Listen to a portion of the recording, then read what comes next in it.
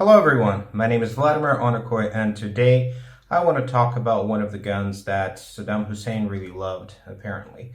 He had quite a big gun collection, but there was only one weapon that he consistently gave to other world leaders. I'm obviously talking about a gold-plated short Kalashnikov Tabuk rifle. So this weapon was found in the house of his son Uday. He gave two guns like that to Egyptian President Hosni Mubarak. He also presented one to King of Saudi Arabia, Fahd. So we have this great video of this present, and you can't help but feel good for Saddam, because that situation where you don't know what to give to your friends. I bet that with his collection of gold-plated Kalashnikovs, he never encountered that problem. Before we begin, I guess I need to talk about my sources and where do I get information about it. So my main source of information about Iraqi AKs, in case you haven't seen my previous videos, is my personal experience working as an armorer in Iraq, Afghanistan, Somalia. Obviously, for this particular video, my Iraqi experience will be more relevant. I spent many years repairing and inspecting weapons that were used for protection of diplomatic missions, international companies, NGOs, and so I encountered a lot of those short-to-book rifles and a lot of other stuff. So recently I wrote a book, From Balkans to Babylon, Zastava AKs of Yugoslavia, Serbia, and Iraq. And if you want to take a look, there is a link in the description, and there are pages and all the information you might want to know. So I'm using information from my book and photos that I took many years ago when I was in Iraq. So if we take a close look at this rifle, it's clear that it is not some standard AK variant. Yugoslavia gave Iraq a full transfer of technology for their M70 AB1, AB2, B1. You can watch one of my previous videos if you want to know the details. That short Tabuk carbine, it's really something that was invented in Iraq. But interestingly enough, it didn't really have a specific name, because if we look at the official catalog of the Iraqi defense industry, just short Tabuk. So while I was there, I was trying to ask people about the Iraqi weapons, and I got multiple answers. So the first one, I guess most popular one that I heard from people who actually know something about weapons was Son of Tabuk. And that's a very logical name for this gun, because it is an Iraqi AK and it's smaller than a Tabuk, so it's a Son of Tabuk. But a lot of people, they were not really into, Iraqi gun history, so they would just call this gun Osama. I guess you can guess why. Osama bin Laden was always using AKS-74U, a shorter AK with a side-folding stock, in his videos. And a lot of people, they don't care about the details, so if they see any short barrel AK rifle, they just call it Osama. So the design of that short Tabuk was quite original. If you look at the front sight and the gas block, it looks more like Galil, or the predecessor of Galil, or RK-62. There is no documented evidence that Finland or Israel somehow helped Saddam Hussein. I think it's very unlikely. I think it's more likely they just looked at the best designs available and tried to copy it. And actually that front sight caused a lot of problems for me later. All of the short Tabuk guns that I've seen were made after 1985, so starting with 1986 and later. I cannot definitively tell you that production started in 1986, because unfortunately, with the fall of Saddam's regime, a lot of secrets of that state basically disappeared together with all of the government. But I've seen plenty of those rifles, and if you've seen a short Tabuk made before 1986, please write it in the comment section. So there are a lot of little oddities about the short Tabuk rifle. First of all, it was made on both thin and thick receiver, 1mm, 1.5mm. Why? Nobody knows. I've seen plenty of both, and it doesn't seem like one or the other version was better or worse. It would make sense to make like a lighter, shorter rifle that doesn't use rifle grenades with a thin receiver, but I guess my logic is somehow faulty, and Iraqi engineers had a different opinion. Another oddity were the handguards. First of all, those were not standard Yugoslavian pattern handguards with 3 ventilation holes. Those were Bulgarian handguards with this very specific Bulgarian color. But also, they were all mismatched. So quite literally, you can put together 3 different short Tabuks, and they all gonna have those odd mismatched handguards. And I have no idea why they bought Bulgarian handguards. Why didn't they use the handguards they had? Why are they all mismatched? So it's just one little quirk of this gun. When I saw this gun for the first time in northern Iraq, in Iraqi Kurdistan, I immediately realized this is something very unique. So I took a bunch of really terrible photos, and I was just wanted to express my confusion somehow. So I did something I don't really do very often. I took a couple of silly selfies because I knew that, you know, I'm going to talk about this gun with someone later. Actually, that particular gun turned out to be one of the weirdest I ever had to repair. But the first problem I encountered with one of the weapons was the screw that was missing in the front side. So I had some free time, and me and my Kurdish colleague, we went to look for that screw.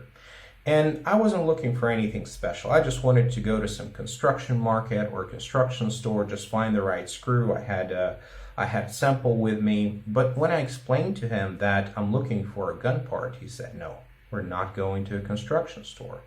This is a gun part. We're going to a gun store. And, you know, in Kurdistan, the gun culture is really amazing. People respect guns. They sometimes have a lot of knowledge. There are a lot of shops. And I didn't want to argue. Like, I wouldn't say no to visiting a bunch of gun shops.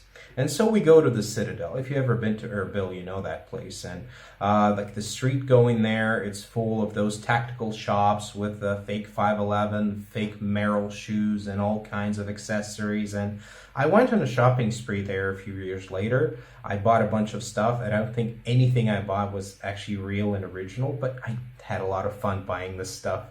So we go there and we talk to people. Obviously, I'm not doing much talking because I don't speak Kurdish. And every time I hear the same phrase, Bakhtiar, Bakhtiar, Bakhtiar. So who's Bakhtiar? And turns out this is probably the most famous gunsmith in all of Iraqi Kurdistan. There are other great gunsmiths that I met, but Bakhtiar was featured on so many international media outlets that he probably deserves the title. So he has his shop in the basement of a sandstone building, and the place is super impressive. I took some pictures, and there are some great pictures by Colin Mayfield. So in the book, we'll have the best representation of that shop possible. And when I ended up there, Bakhtiar wasn't there. And it was, I think, his son who was repairing an RPG-7. So we come into him and we greet him, and my colleague is translating, and I'm saying like, hey, here's the screw that I have. It's for a Kalashnikov rifle. Do you have maybe anything similar? So the son looks at me, and he's clearly very disappointed because, you know, he's an experienced gunsmith, and I obviously have no idea what I'm talking about. And he's responding that, you know, sorry, but AK rifle does not use any screws like that. And I'm showing him the picture, you know, probably maybe the selfie that I did before, maybe some other picture of that Iraqi Tabuk, and he's like, "Oh, really? That thing? Yeah, that's a real pain in the ass." And then he just grabs this kind of a cup full of different screws and just dumps them on his little workbench, and like, "Hey, take anything you want." And I'm like, "Oh, thank you very much. How much do I owe you?" And he's like, "No, it's free for fellow gunsmiths." So I needless to say, I like that shop. I like Iraqi Kurdistan in general, and that was a really, really nice experience. And I think the screw that I got from him, I actually repaired the gun, and then I left a bunch of those screws in my chest pocket and just found them a few years later. It was a lot of nice memories. So, but, you know, a missing screw isn't really the biggest problem. The biggest problems were with, the actual quality control. Even though those guns were supposedly only given to elite units, the factory clearly didn't care about it. So once, I think it was somewhere near Kirkuk, I found this short Tabuk with 2 gas ports. One was in the conventional place, and another one was very close to the muzzle. And I don't know any factory that would actually, send the barrel with 2 gas ports forward for the gun to be finished. It is obviously a defect, and this barrel should be scrapped There's nothing you can do. But they apparently looked at 2 gas ports and decided that it's not a big deal. But at least you can see the second gas ports. There was another problem that I encountered, I think, in the south of Iraq, somewhere in those swamps. There were a bunch of guns, and there were this one short Tabuk that was very rusty, and there was no obvious damage to it. And I couldn't figure out what is wrong until I started, trying to wreck the bulk carrier. And I realized that it's something that I never encountered before, because in order to, if I'm using my right hand to grab the charging handle, I need to tilt it up, and then I can wreck the bulk carrier.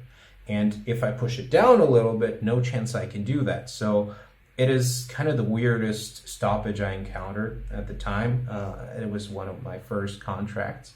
And so I was trying to figure out what's going on.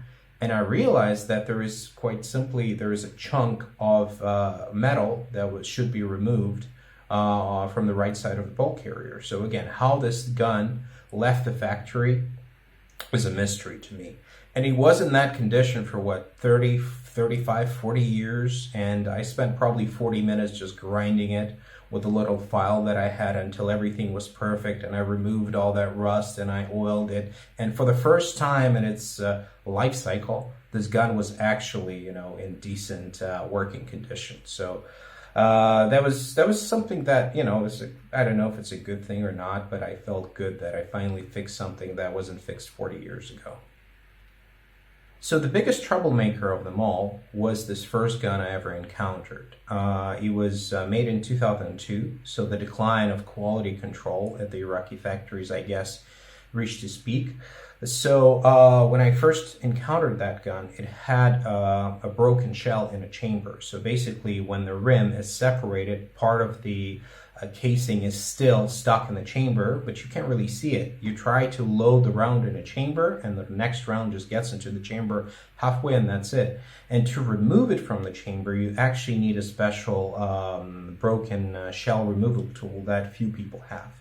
So I managed to remove it, and then I was just looking at the headspace and what's going on, and I realized that the actual barrel pin is it just kind of looks weird. Usually it requires pressure to actually remove that barrel pin, and when I tried to do it with my punch, it was surprisingly easy. Turns out I could probably remove this barrel pin with a toothpick.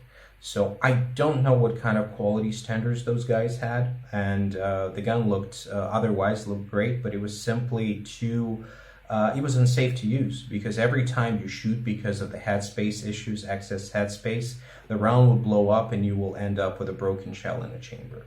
So yeah, I retired this gun. I still hope that someday it's going to end up in some Iraqi museums. Definitely a good example of, the realities of Iraqi production in 2002.